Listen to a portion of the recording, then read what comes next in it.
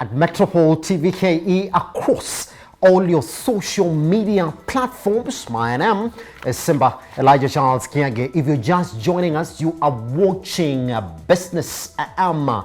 This is definitely Metropole Television. Let's get into that conversation this morning. But let me take time to introduce the guests who are joining us this morning. We do have George Munga. George, good morning, sir. Morning, Elijah. Morning. How are you doing? Happy to have you around, sir. I'm doing fantastic. We do also have Stella Swaki. Stella, good morning. Good morning, Elijah. How are you? Fantastic. I can't complain.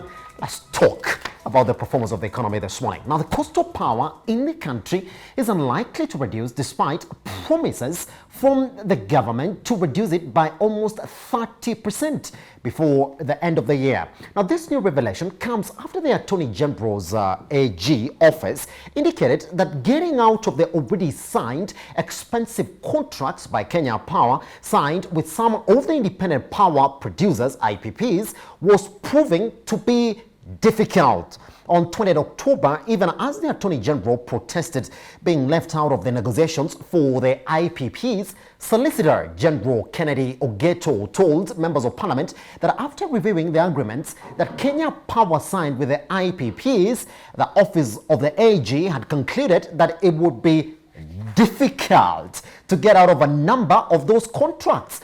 Now, this will effectively mean Kenyans will continue to operate in the current regime that has seen households and businesses pay a lot for power unless the government finds a solution in the short term. Now, the government has been exploring ways of lowering the cost of power, with President Uhuru Kenyatta promising Kenyans a 33% reduction in costs by December. Now, just before we look at exactly where Kenya Power has been in terms of that performance, let's look at those details then from the AG's office. Now, the AG says that if the IPPs and Kenya Power cannot reach an agreement within 6 months, that is according to law, KPLC may exercise its right to terminate and issue a 12-month notice for termination. That's one.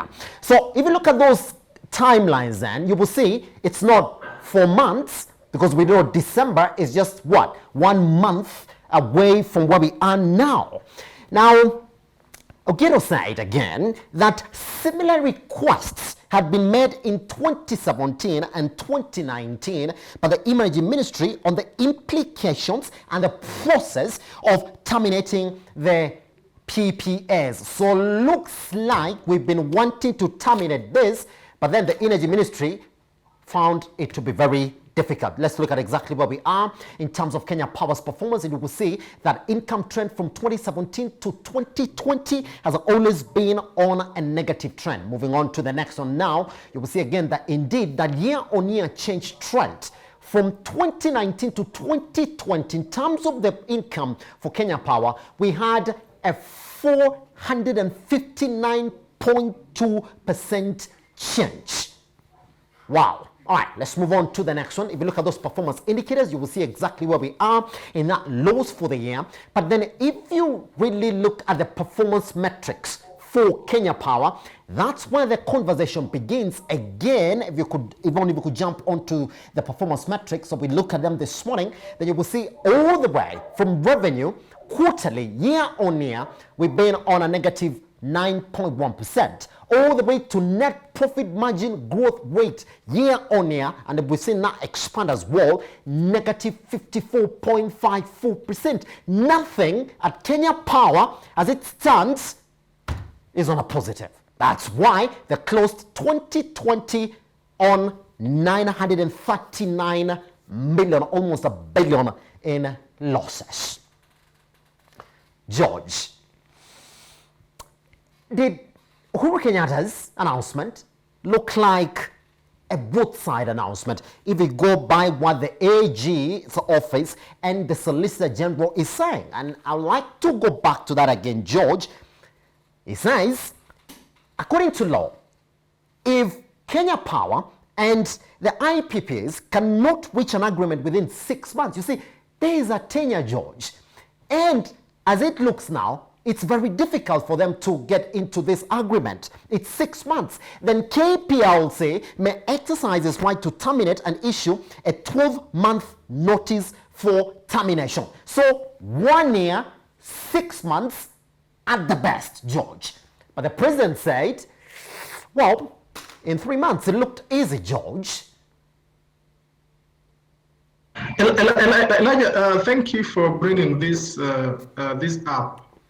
I watched as the new cabinet secretary for energy, that is Ambassador Monica Juma, yes, came into the scene and said that she wanted to slash our energy costs by 30% before the end of the year, and I was very optimistic, Elijah. But when I read what the Attorney General and the Solicitor General was trying to advise, that's the advisory that they're giving to the government, that some of the measures that they are planning to take might not be very short term, Elijah. Yes. And that is the position. If you look at it carefully, if you look at those contracts that KPLC signed with some of these independent power producers, Elijah, there were contracts that favored the IPPs rather than KPLC. And I want to suggest that, Elijah, some of the players behind these IPPs, the independent power producers, yes, are the bureaucrats in government, and therefore it makes it very complex to renegotiate some of these contracts. But that as it may be, I want to believe that even these IPPs operate in an ecosystem, and that ecosystem is the Kenyan economy. Yes. If the economy is not doing well, Elijah, even them, they'll not be able to get paid. So my opinion is that as a ministry, and I have faith in Ambassador Monica, that they can have a roundtable sitting with some of these IPPs and just renegotiate this contract. yes, Some of these things you don't need to go to court. You just need an arbitration process so that you know that this is what is possible. This is what we signed. Yes, this is what is possible. This is what is not possible. yes. I was looking at a news release with some of the big corporates around, and the big corporates, Elijah, are the biggest power consumers. I saw EABL planning to shift from hydropower to solar power. I think they have a time span. I think they was talking about 2024. And if most corporates were to move from KPLC, Elijah, then even these IPPs, they'll be producing power that cannot be consumed. Because remember, they have to get consumers, even for those contracts to hold. If you're producing power that cannot be consumed, then you're left with a product that will in the market. So even the Elijah, and even they have recouped their investments, and therefore it is time to sit down with the ministry and renegotiate some of these contracts. Whoever negotiated these contracts on the onset, Elijah, I want to say that they didn't have the interest of the Kenyan population at heart. They played into the hands of these IPPs. And as I told you earlier, some of the shareholders behind these IPPs are still government mandarins, yes, and therefore it is as a case of self-preservation. So, Elijah, I believe this is something that is doable. Remember the other day, KenGen was saying that they want to distribute their power on their own. Yes. And if government was serious, Elijah, then they should allow KenGen and other players to get into that space so that we don't have only KPLC distributing power, but we have number 2, number 3, and number 4 distributing power in this country. That happened in the telecommunication industry, Elijah, some years back, when we only had telecom as the sole telecommunication company in the country. When the other telecommunication companies came into play, we saw a lot of competition that came to benefit the common population. That is what I would advise the ministries to start thinking around, so that the energy subsector is liberalized for any player to get in and distribute power. KPLC is not able to manage their processes. You've seen that despite the fact that there are monopoly, Elijah, in this economy or in that space that they're playing in, they're still making losses, meaning they're not returning any value to their shareholders. So they don't return value to the consumers. They don't return value to the shareholder. They don't return value to the government. So what are they doing in that space? They need to create space for other players to get in and distribute. That is my take, Elijah. Beautiful.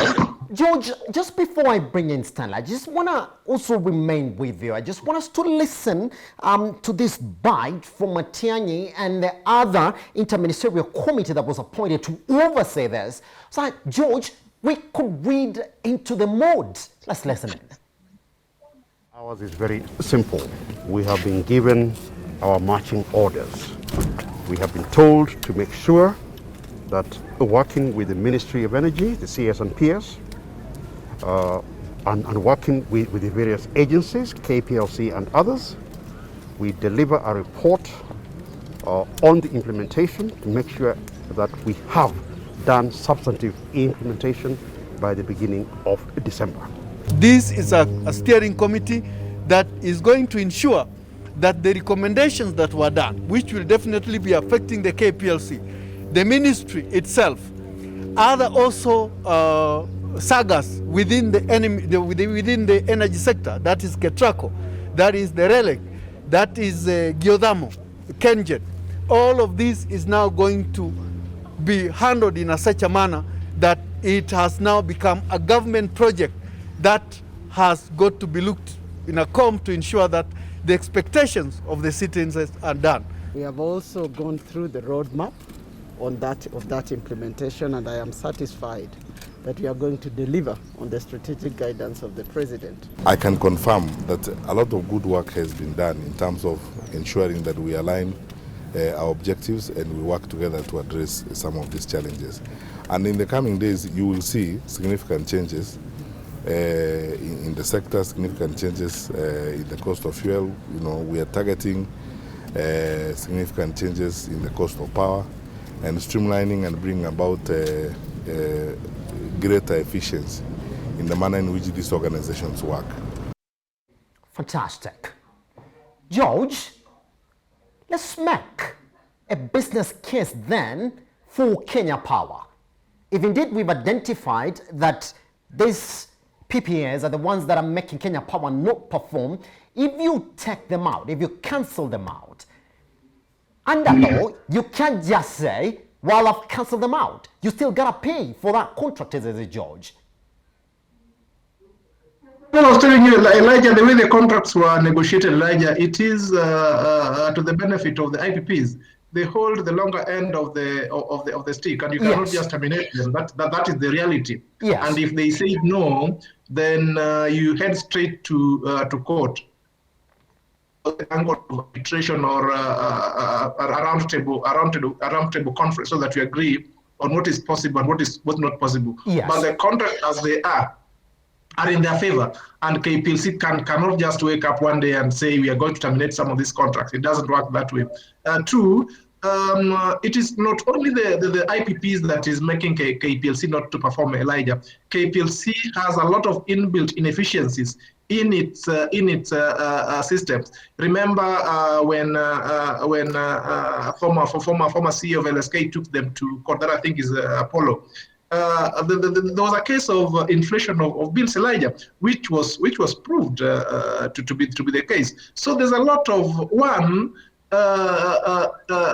corruption that is going on in the company. Two, there's a lot of inefficiency that is going into this corporation. And then number three, of course, the contract that they negotiated with some of these IPPs. So I think Kenya Power needs a lot of re-engineering if they are to deliver to the Kenyan population. IPPs is just one aspect of the bigger conundrum, Elijah. Yes. So I think if I was the minister, or if I was the CS in charge of energy, this is a company that I would want to really re-engineer and bring it to speed, so that it is efficient and it delivers on its promise to the Kenyan population. And Elijah, most monopolies behave the way KPLC behaves. If you are here when Telecom Kenya was still operating, is the same way that Telecom Kenya was behaving, because they don't have somebody to compete them. They don't have the motivation to be best in the market, because they know you have no other alternative other than to look up to them. So personally, if I was the CA sitting in that ministry, then I would want to start thinking about liberalization of this sector, so so that we can bring 2, 3, or even 4 more players in that sector, so that people sitting in some of these boards can know that they're not the only provider, they're not the only players in that sector, but there are 2, 3, or 4 other players. But I can tell you this for sure, Elijah, Yes. that even if they don't do this, Yes. KPLC is not going to be the way it is today in the next 10 years. Most big power consumers are going to shift from KPLC. There is already indications that the bigger power consumers are either going to produce their own power, or they look for better alternatives to fuel their operations, Elijah. So KPLC should be on the watch that whatever they're doing today is not going to be sustainable in the next 2, 3, or 4 years, Elijah. Yes. Stella, then, let me bring you in on this comment from Rufus Kamau, is an analyst at the Scoop Market. He said, oh yeah, Kenya Power needs taxpayers' money as a bailout so they can continue buying expensive power from IPPs in place of cheaper power from KenGen. This stinks. If you are broke, you have the right to cancel your lease and move on to a cheaper estate. Kenyans won't forget. Stella, do you also agree with George and Buffers that it can be done within that timeline, despite what the law states here, that all the IPPs have the right to negotiate for 6 months, and that right to termination is 12 months according to law? Can it be done any faster? In fact, can it be done in a month's time? Okay, so first of all, I agree with George. I really do. So for these IPPs, if we cannot terminate them, let's renegotiate. We can renegotiate and see where the problem is. So for the government, it wants to make specific reforms at Kenya Power. They want to, like leadership, as the CS said, and make the farm a commercial entity, which is both profitable and capable of delivering efficient and cost-effective electricity supply to us as Kenyans. And this is expected to lead to customer satisfaction. So again, they say that there are 22 non-independent power producers which are contracted by Kenya Power. And these IPPs supply about 25% of KPLC's power, and again, account for like 10% of power purchase costs. So we go on and ask ourselves, why would the cost be around 47% while the IPPs are supplying 25%? This is almost a half of the amount of power that is being supplied. Yes. So we clearly see that here the problem is the cost. And why is the problem? Again, I agree with George that these IPPs, the contracts are favoring the IPPs. Yes. And as he's saying, the owners of these IPPs are these big people who want the contracts to favor themselves. Again, I believe it is done. It can be done. Yes. And the Ministry of Energy can intervene and bring these costs down. So, yeah, I believe if the Ministry of Energy intervenes for the cost, Kenyans can be able to get cheaper energy. So again, the ministry is planning to do this through various ways, including amendment of areas like procurement of PPAs. So again, we go back to George's point that the problem with KPLC is not all about IPPs. There are other problems, and this all together, when amended, when new reforms are brought about, I believe that it can be done. Kenyans can obtain cheaper energy from Kenya Power. Yes.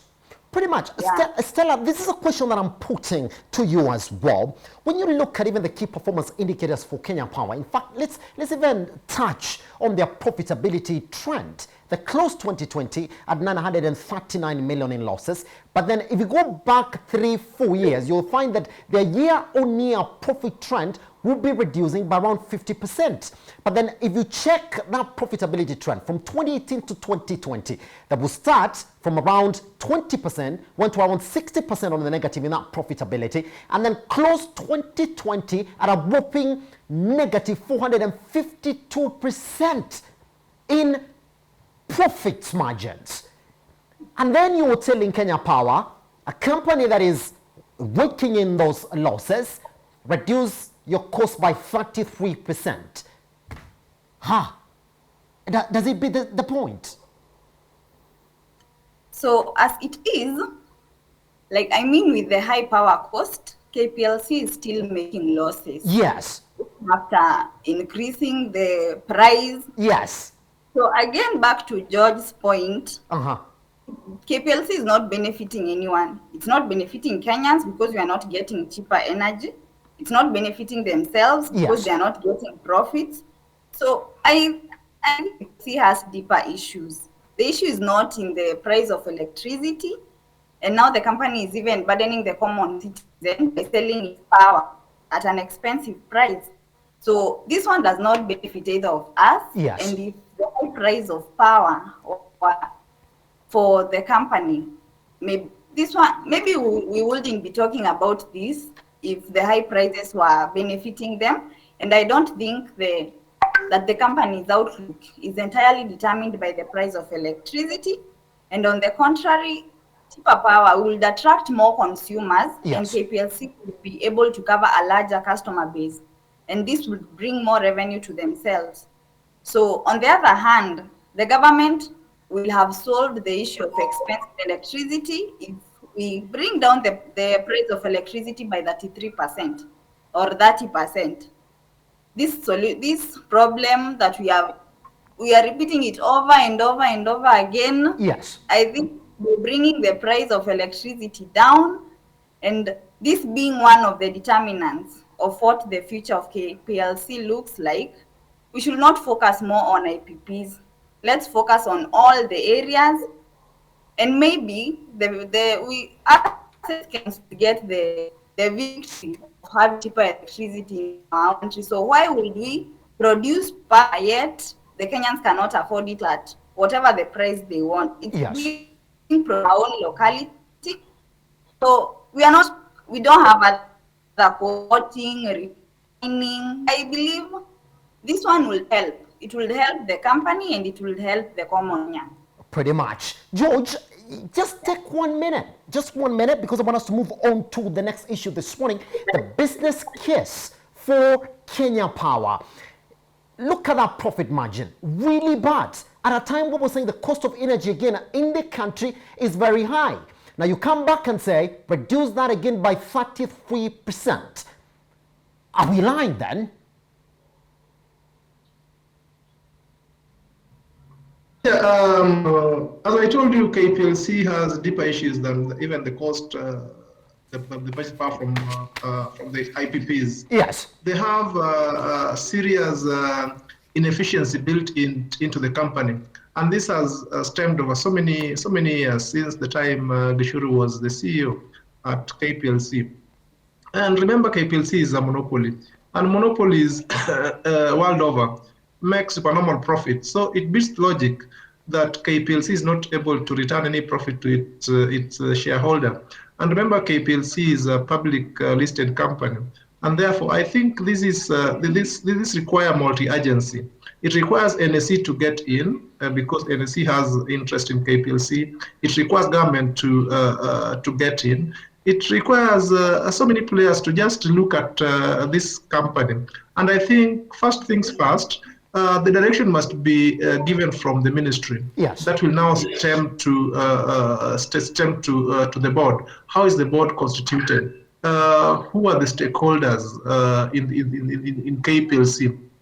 If that is done, Elijah, KPLC can be turned around in less than a year if you are to look at it, because the demand is there, supply is there. then what is the problem if you ask yourself? In fact, I can tell you that there's an article that I read that Kenya is able to produce even excess power that we can export and rely on KPLC to be able to offload this power to consumers. But if they cannot be able to do that, then it beats what they're mandated to do, meaning they cannot fulfill their mandate.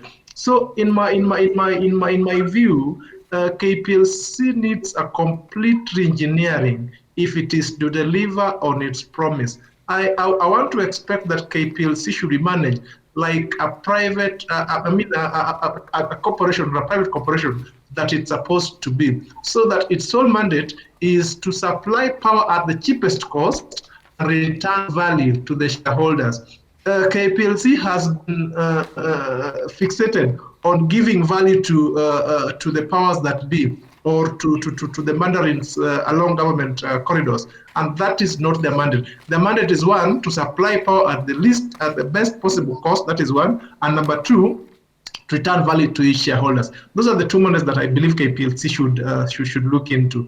But if they don't do that, Elijah, I can bet you that in the next 10 years, we might be talking about KPLC the same way we're talking about telecom today, Elijah. Yes, pretty much. So it's for us to wait and see exactly whether that is going to be made possible. Remember, it is by December. That's the promise of the president. And Matiang'i said the government doesn't make empty promises. So let's wait and see. Now, chief executive officers face 1 million shillings fine or a 10-year jail term if they fail to set up an internal code of conduct for curbing corruption as the state extends the fight against graft to the private sector. Now, the new guidelines will require firms to have a written code on corruption risks and ways to combat graft. Now, firms will be expected to hire a senior executive to drive their anti-corruption agenda, including enforcement actions, and back the manager with a budget and additional cost burden to corporates. Now, the companies must show proof of internal channels established to report graft and state to confidentiality in reporting and handling unethical practices.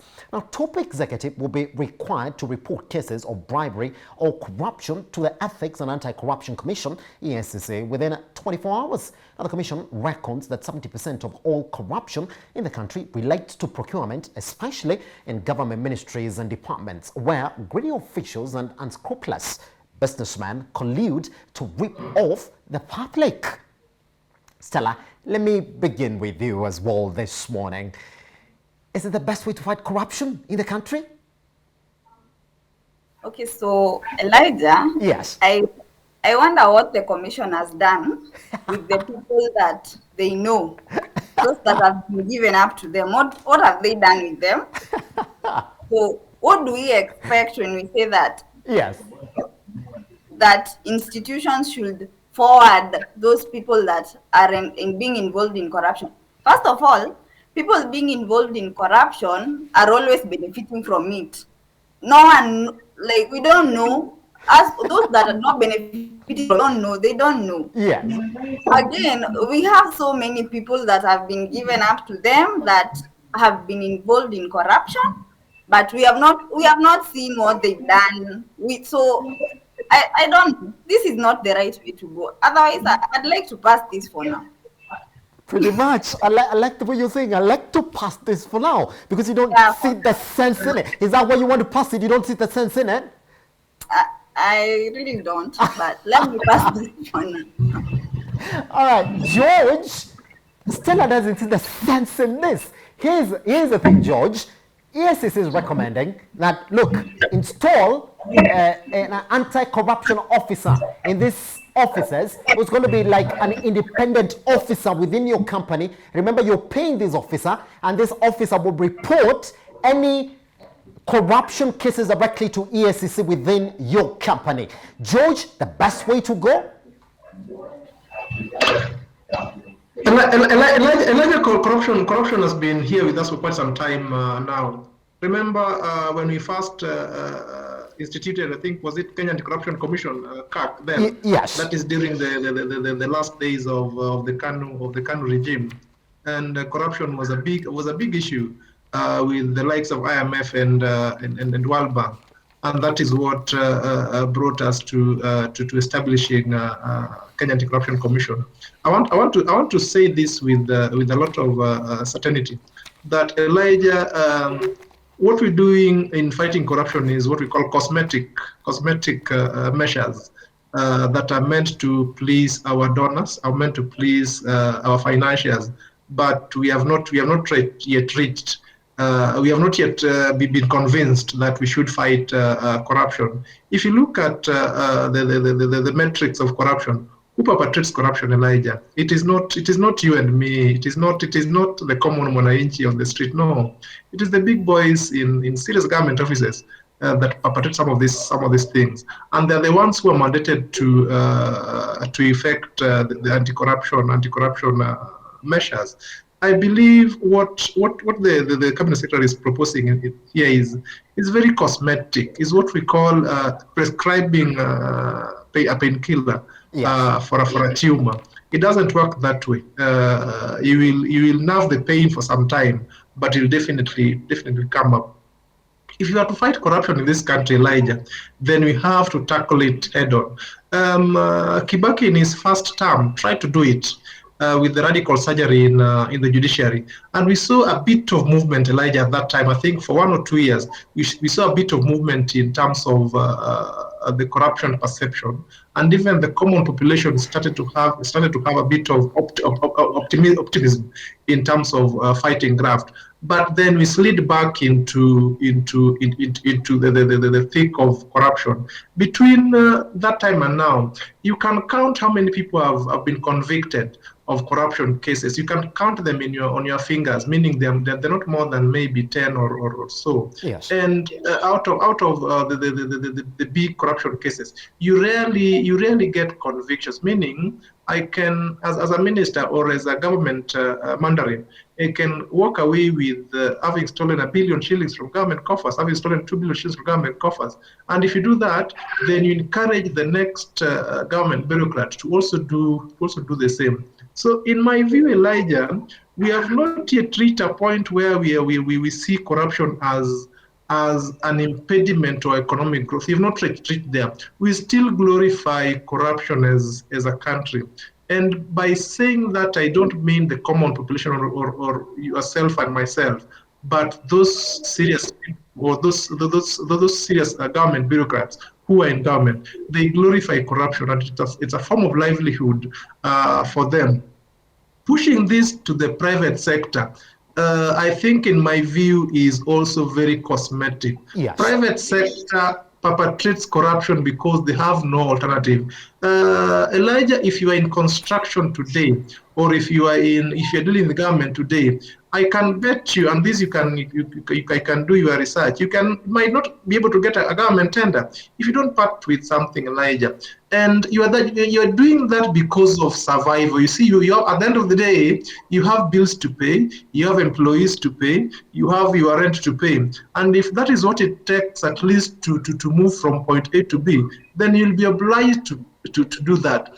If government itself, on their own volition, said that we are going to do this transparently, and we are not going to give this to the highest bidder, then it will follow automatically that you can work in the government or a government office, you apply for a tender, and you are able to get it without parting with a single cent. It will go automatically. The same way to payments. Once you have done a government tender, what does it take for you to get your payment? Sometimes it's very painful for you to get those payments too, because you still have to pay something to be able to get your payment. Those are the things that I think government should streamline. So in my view, Elijah, throwing this to private sector is cosmetic. It will not solve anything if government itself does not want to face this monster and slay it once and for all. If they don't do that, Elijah, what they are doing is just running around in cycles, what we call game of musical chairs. At the end of the day, you still end up at the point where you started, Elijah. Pretty much.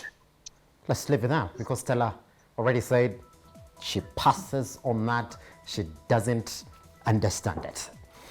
We take a short break. Once we come back, poof, Olive Mugenda is back in the headlines. In fact, now she's back in the real estate sector headlines.